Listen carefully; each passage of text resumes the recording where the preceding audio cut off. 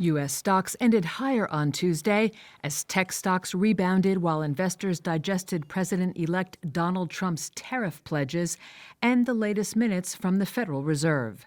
The Dow added about 0.33%, while the S&P 500 and Nasdaq each added roughly 0.6%. In a development overnight, Trump said he would impose a 25% conditional tariff on Canadian and Mexican imports that could violate a free trade deal he negotiated during his previous term. That knocked shares of Ford and General Motors, with GM down 9%, as the automakers have highly integrated supply chains across those countries. Meanwhile, minutes of the Fed's policy meeting earlier this month showed officials appeared to be divided over how much further they may need to cut interest rates. Shana Orsic-Sissel, founder and CEO of Bonrian Capital Management, said she's positioning for what she called a possible Fed mistake.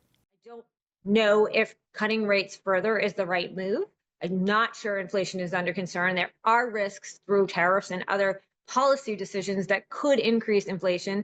And there's indications that the employment markets are not as stable as many think on the surface. These things could lead the Fed to cut rates when they really shouldn't, and thus potentially lead to some market volatility and lower returns than we've seen.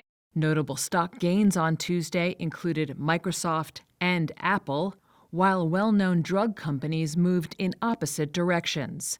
Shares of Amgen dropped nearly 5% after its experimental obesity drug fell short of expectations, while Eli Lilly and Novo Nordisk, which also make popular weight loss drugs, rose after President Joe Biden proposed expanding Medicare and Medicaid coverage for anti-obesity medications.